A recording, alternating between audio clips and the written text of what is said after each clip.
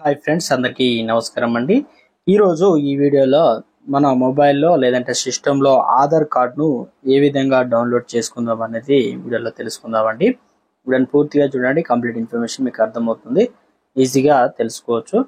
చూస్తున్న ప్రతి ఒక్కరు కూడా లైక్ చేసి కొత్తగా ఛానల్ వస్తే సబ్స్క్రైబ్ చేసుకొని బెల్ బటన్ యాక్టివేట్ చేసుకోండి.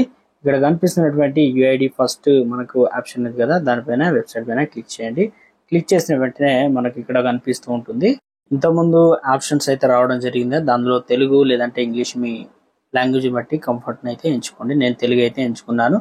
ఆధార్ కార్డు పొందండి అని చెప్పేసి ఫస్ట్ ఆప్షన్ ఉంటుంది, తర్వాత ఆధార్ అప్డేట్ ఉంటుంది, తర్వాత ఆధార్ సర్వీస్ అయితే ఉంది కదా. ఇందులో వచ్చేసి ఆధార్ పొందండి అనే దానిపైన నేను ట్యాప్ చేస్తున్నాను. ఇక్కడ క్లిక్ చేసిన వెంటనే నెక్స్ట్ పేజ్కి అయితే మనకు రీడైరెక్ట్ అవుతుంది.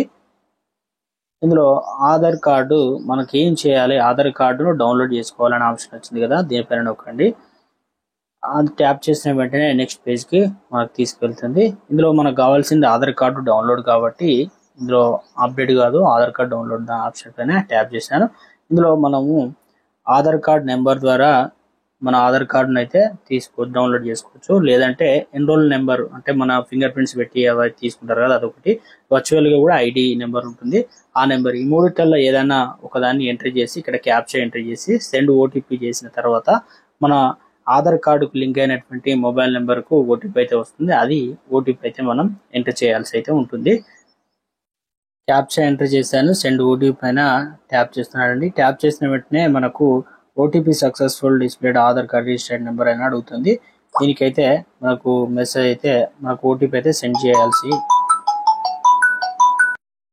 ఓటీపీ అయితే నేను ఆల్రెడీ సెట్ చేసి సెండ్ చేశానండి. తర్వాత గెట్ డాష్ బోర్డ్, ఇప్పుడు నాకు అదైతే డౌన్లోడ్ అయింది అన్నమాట. బ్రౌజర్లో మనకు డౌన్లోడ్లో కనిపిస్తుంది ఆధార్ కార్డు సంబంధించి డౌన్లోడ్ అయినట్లు. మనకు ఇందులో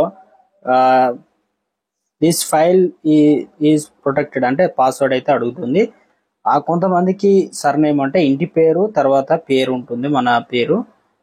కొంతమందికి ఏమో ఫస్ట్ మన పేరుని తర్వాత సర్నేమ్ అంటే ఇంటి పేరు ఉంటుంది. కానీ ఇక్కడ మనం గుర్తుంచుకోవాల్సింది ఫస్ట్ 4 డిజిట్లు, అంటే ముందుగా ఇంటి పేరు ఉంటే ఇంటి పేరులో 4 డిజిట్స్, తర్వాత మీ డేట్ ఆఫ్ బర్త్లో 4 డిజిట్స్ అయితే ఎంటర్ చేయాల్సి అయితే ఉంటుంది. నేను ఇక్కడ ఎంటర్ చేస్తున్నాను.